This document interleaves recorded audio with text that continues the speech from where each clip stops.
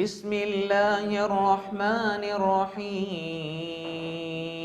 துஆக்கள் கபூலாகக்கூடிய சில முக்கியமான இடங்கள், சந்தர்ப்பங்கள். அந்த சந்தர்ப்பங்களை பொறுத்தவரையில் ஒன்று சுஜூதில் இருக்கும்போது, அடுத்தது அத்தஹியாத்தில் இருக்கும்போது, அடுத்தது தஹஜ்ஜத்துடைய வேளையில். தஹஜ்ஜுத் என்று சொல்வது இரவின் 3வது பகுதி, கடைசி பகுதி. அதே போன்று பயணத்தில் இருக்கும்போது, அதே போன்று பாங்குக்கும் இக்காமத்திற்கும் இடைப்பட்ட நேரத்தில், அதானுக்கும் இக்காமத்திற்கும் இடையில் இருக்கக்கூடிய நேரத்தில், அதே போல இப்போ நம்ம ஹஜ்ஜில் இருக்கிறோம் என்று சொன்னால் அந்த ஹஜ்ஜில் சில முக்கியமான இடங்களில், மினாவில், அரஃபாவில், தவாப் செய்யும் போது, சஃபா மர்வாவில் என்று அந்த இடங்கள் அடையாளப்படுத்தப்படுகின்றன. இப்போ இந்த முக்கியமான இடங்களை நம்ம பயன்படுத்த வேண்டும். ஒரு நோன்பாளி நோன்போடு இருக்கிற நேரத்தில் கேட்கிற துவா மறக்கப்படாது. ஒரு நோன்பாளி நோன்போடு இருக்கிற நிலையில் கேட்கிற துவாவை அல்லாஹ் மறக்க மாட்டான். அது ஃபர்லான நோன்புக்கும் தான், சுன்னத்தான நோன்புக்கும் தான். அதே போன்று ஒரு தந்தை தன்னுடைய பிள்ளைக்காக கேட்டால் அல்லாஹ் மறக்க மாட்டான். அதே நேரத்தில் பிள்ளைக்கு எதிராக கேட்டாலும் அல்லாஹ் மறக்க மாட்டான். சில தாய்மார் அவசரப்பட்டு பிள்ளைகளை திட்டிடுவீங்க. அப்படி செய்து விடாதீர்கள், உடனே கபூல் ஆகிவிடும். இப்போ இந்த சந்தர்ப்பங்கள் இன்னும் நிறைய புத்தகங்களில் படித்தால் உங்களுக்கு அந்த இடங்கள் கிடைக்கும். என்னுடைய நினைவில் உள்ளதை இந்த இடத்துல சொன்னேன்.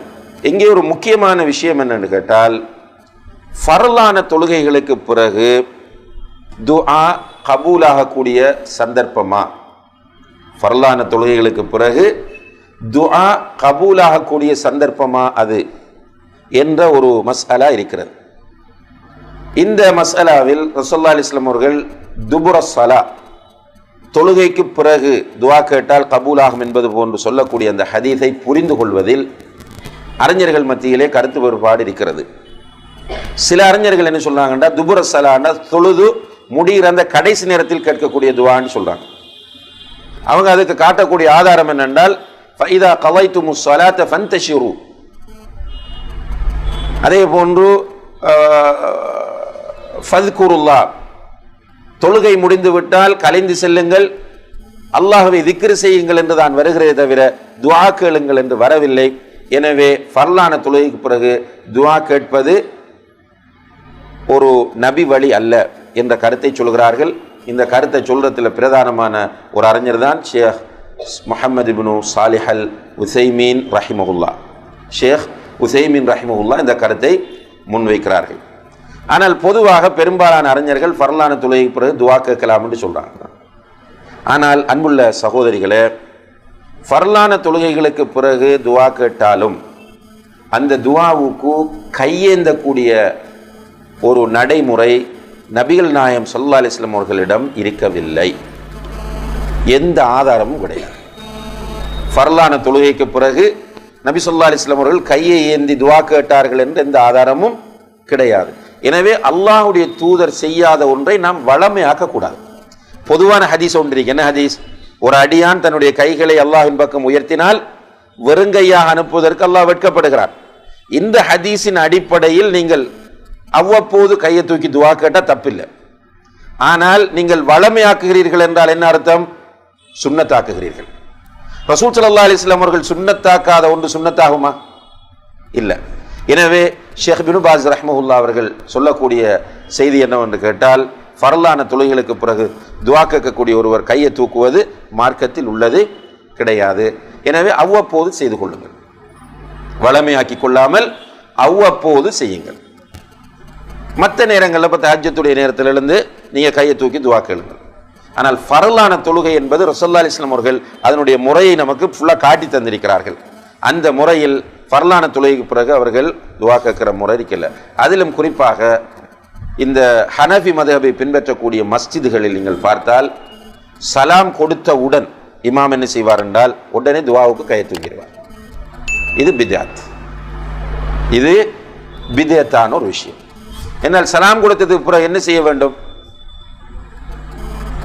அல்லாஹு அக்பர், அஸ்தக்ஃபிருல்லாஹ் 3 தடவை, அல்லாஹும்ம அன்தஸ் ஸலாம்.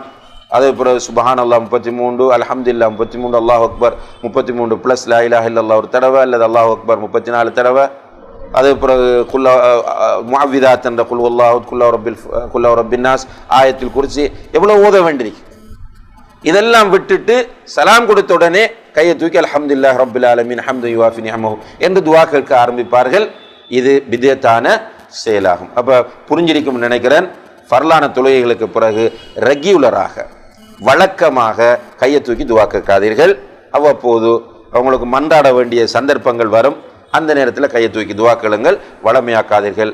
துஆ தொழுகையை பொறுத்தளவில் கூடுதலாக துஆ கேட்குறீங்க சுஜூதிலும் அத்தஹியாத்திலும். அடுத்ததாக அன்புள்ள சகோதரிகளை, துஆன்ற தலைப்பு மிகப்பெரிய ஒரு தலைப்பு. உங்களுக்கு 1 மணி வரை தான் வகுப்புன்னு சொல்லப்பட்டு இன்னும் ஒரு 15 நிமிடங்கள் இன்ஷா அல்லாஹ் இன்னும் சில முக்கியமான மசாலாக்களை சொல்லிவிட்டு என்னுடைய உரையை நிறைவு செய்யலாம் நினைக்கின்றேன்.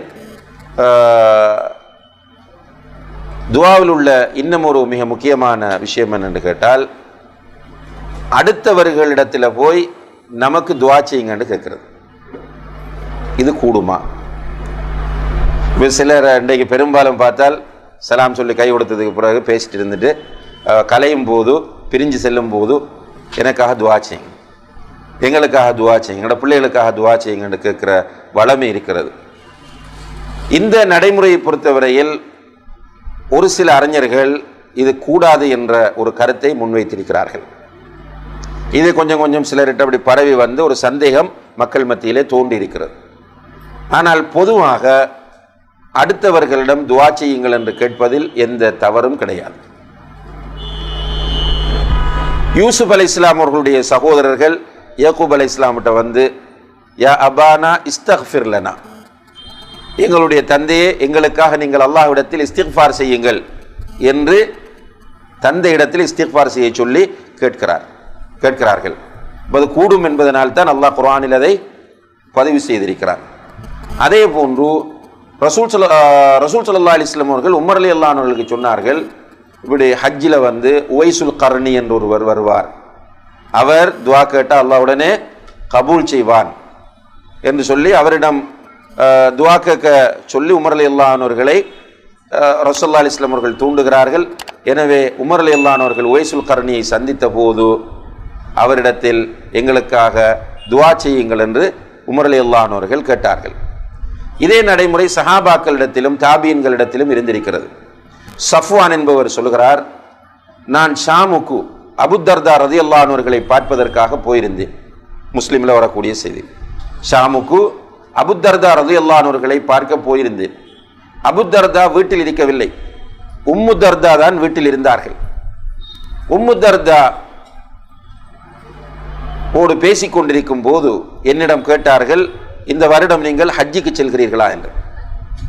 அப்போது நான் ஆம் என்று சொன்னபோது, எங்களுக்காகவும் துஆ செய்யுங்கள், ஏனென்றால் ஒரு அடியான் மறைவாக செய்யக்கூடிய துஆவை அல்லாஹ் வேகமாக கபூல் செய்கிறான் என்று நபி ஸல்லல்லாஹு அலைஹி வஸல்லம் அவர்கள் சொல்லியிருக்கிறார்கள் என்று அவர்கள் துஆ கேட்குமாறு சொல்கிறார்கள். அதே போன்று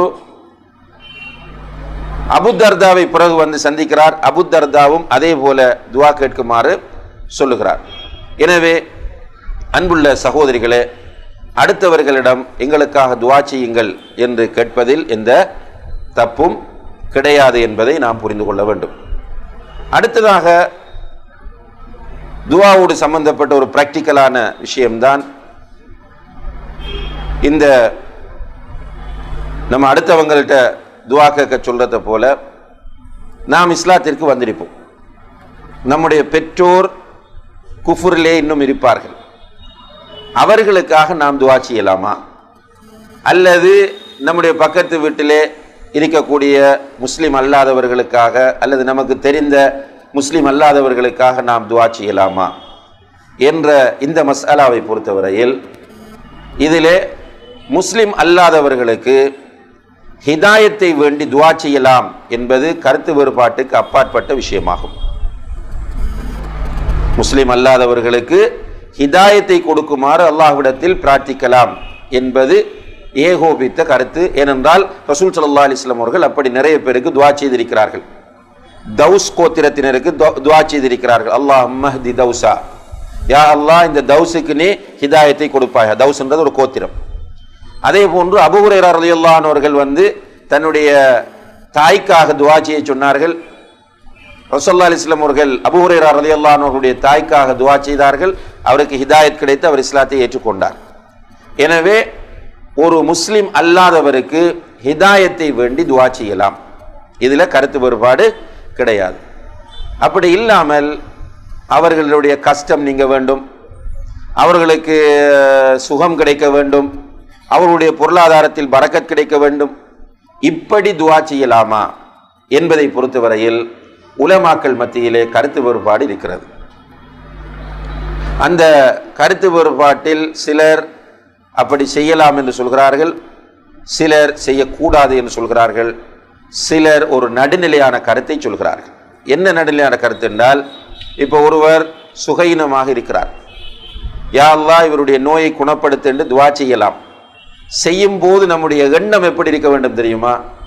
இவருக்கு சுகம் கிடைக்கணும், இவர் ஹிதாயத்தை பெற்றுக்கொள்ள வேண்டும், இவருக்கு ஹிதாயத் கிடைக்க வேண்டும் என்பதற்காக சுகம் கிடைக்க வேண்டும் என்ற அந்த நோக்கத்தோடு அவர்களுக்காக துஆ செய்யலாம். ஒரு முறை ரசூலுல்லாஹி அலைஹி வஸல்லம் அவர்களிடம் உட்கார்ந்து யூதர்கள் தும்மி விட்டு அல்ஹம்துலில்லாஹ் என்று சொன்னார்கள். ரசூலுல்லாஹ் யர்ஹமுக்கல்லாஹ் சொல்லல, ஆனால் யஹ்தீகுமுல்லாஹ் வ யுஸ்லிஹ் பாலக்கும் என்று சொன்னார்கள். யஹ்தீகுமுல்லாஹ் என்றால் அல்லாஹ் உங்களுக்கு ஹிதாயத்தை தரட்டும், யுஸ்லிஹ் பாலக்கும் உங்களுடைய நிலைமைகளை அல்லாஹ் சீராக்கி வைக்கட்டும். அது பொதுவானது. யர்ஹமுக்கல்லாஹ்ன்றது ரஹ்மத்தை வேண்டி துஆ செய்வது, அல்லாஹ்வுடைய அன்பு கருணை இவர்களுக்கு கிடைக்கட்டும், அது பொருத்தமில்லை. எனவே பொதுவாக இவர்களுக்கு நம்ம துஆ செய்யலாம் இந்த ஆசையோடு இந்த எண்ணத்தோடு என்பதுதான் சரியான கருத்தாகும். இப்ப குஃப்ரில் மௌத்தாகி விட்டார்கள், மௌத்தாகும் போது குஃப்ரில் ஷிர்கில் மௌத்தாகி விட்டார்கள், இவர்களுக்காக நம்ம பாவ மன்னிப்பு கேட்டு துஆ செய்யலாமான்னு கேட்டால் கூடாது. குஃப்ரில் ஷிர்கில் மௌத்தானவர்களுக்காக பாவ மன்னிப்பு கேட்டு துஆ செய்வது கூடாது. ஏனென்றால் நபிகள் நாயகம் ஸல்லல்லாஹு அலைஹி வஸல்லம் அவர்கள் தன்னுடைய தாய்க்காக பாவ மன்னிப்பு கேட்க ஆசைப்பட்ட நேரத்தில் அல்லாஹு தஆலா அதற்கு அனுமதி கொடுக்கவில்லை. அவர்களுடைய தாய்க்கு பாவ மன்னிப்பு கேட்பதற்கு அல்லாஹ் அனுமதி கொடுக்கவில்லை. நபிக்கு அனுமதி இல்லை என்றால் நமக்கு நிச்சயமாக அனுமதி இல்லை என்பது மிக தெளிவான விஷயமாகும். எனவே அன்புள்ள சகோதரிகளே, அல்லாஹ் நமக்கு தந்திருக்கிற மிகப்பெரிய ஒரு ஆயுதம் இந்த துஆ. இந்த துஆவை நாம் பயன்படுத்த வேண்டும். நம்முடைய வாழ்க்கையில் அவசியமான ஒன்றாக இந்த துஆ இருந்து கொண்டிருக்கிறது. துஆ கேட்கிற ஒரு அடியான் நிச்சயமாக அல்லாஹ்வோடு நெருக்கமான தொடர்பாக இருப்பான். அப்படியான அடியான் கேட்கும்போது அல்லாஹ் கொடுப்பான். எனவே இந்த வகுப்பிலே நாம் சொன்ன செய்திகளை எல்லாம் கவனத்தில் கொண்டு, இது அல்லாமல் இன்னும் துஆ தொடர்பாக சொல்லப்பட்டிருக்கிற செய்திகளை சஹீஹான நூல்களிலும் அதே போன்று உலமாக்களிடம் நீங்கள் கேட்டு அதை உங்களுடைய வாழ்க்கையில் நடைமுறைப்படுத்த வேண்டும். எல்லாம் வல்ல அல்லாஹ் ஜல்ல ஷானஹு வ தஆலா அல்லாஹ்வை அதிகம் பிரார்த்திக்கக்கூடிய நல்ல மக்களாக நம் அனைவரையும் ஆக்கியருவானாக. வ ஆஹிரு தஅவானா அனில் ஹம்துலில்லாஹி ரப்பில் ஆலமீன்.